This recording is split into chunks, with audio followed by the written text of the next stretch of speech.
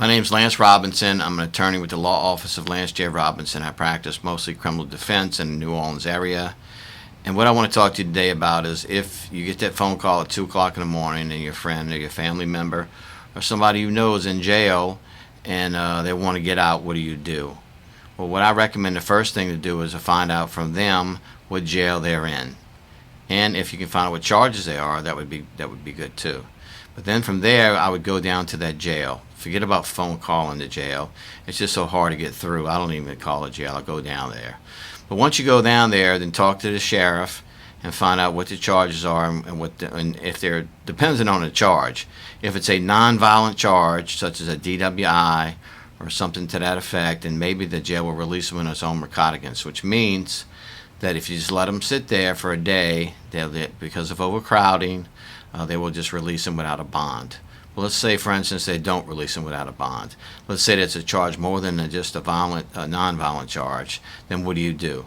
You find out what the bond is, depending on what parish it is. Some jails actually let you put up 10% of that bond, and that lets the person out. Once you let the person out, if the person goes to court and finishes his case, then you get that 10% back. With a bail bondsman, it's just the opposite. You put up the 10% or 12%, whatever they want, and you get that money to them, and you never get it back. That's just one of the things that bail bonds. That's how they work. Is they use the percentage to pay their fees.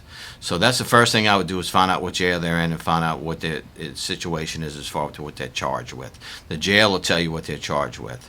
So from there, if you have to go the route of a bail bondsman, you can find a local bail bondsman in the New Orleans area just by looking on the internet, by type in New Orleans bail bondsman. Talk to a couple of them because they may have different prices. Okay, so now once you talk to the bondsman and they locate your friend or family member, whoever's in jail, they will put up the bond. If in certain situations like domestic violence, that person will have to go before a judge to probably get a stay-away order before they'll actually be released from jail. But let's say they're released from jail. What do you do next? Okay, on that release from the jail, that paperwork, they will have a court date. Depending on what charge it is and depending on where it is, they'll have to go that day. What I do for my clients is I go for them that day, especially if it's a non-violent charge. If it's a violent charge, then they may have to come with me. I would just have to check into it and see what it is. But on that first court date, it could be one of two things. It could be an arraignment day where you plead not guilty, or it could be a probable cause hearing to see if they can accept the charges. In Orleans Parish, on criminal district court on Tulane and Broad, it's more of a probable cause hearing to see if they can accept the charges. If they don't accept the charges at that point, they will tell you to come back. Of course, I can go for you. You don't have to go. At that point, if they still don't accept the charges, the judge will tell us to just wait until we hear something from the DA or the court before we have to go to court. It's different if it's a misdemeanor court. On that day, you would go to court and you would plead not guilty. Or you basically try to get the charge dismissed depending on what the charge is. But from there, what I get my clients to do is sign a motion or an affidavit waiving their appearance, and I can appear for them.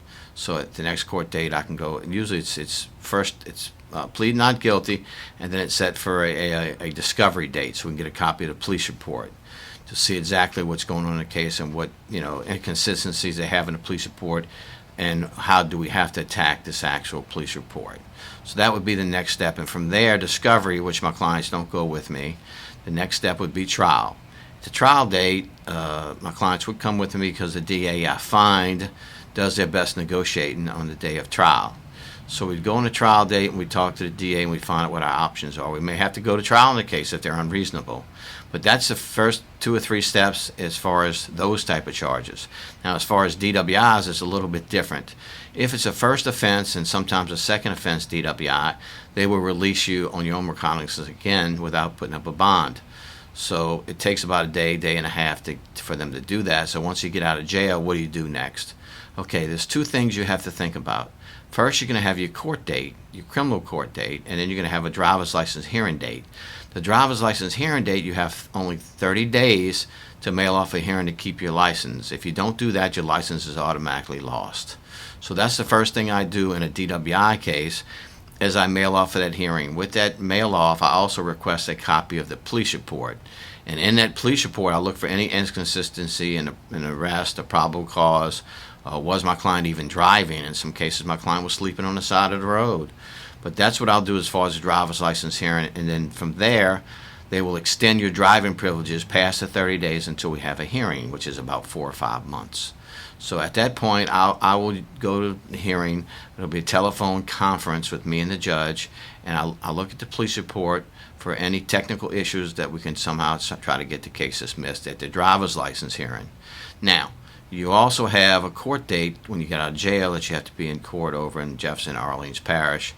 And what I do is I file a motion to enroll as counsel of record, and when it does come into that court date, it pleads us not guilty and it sets it for trial.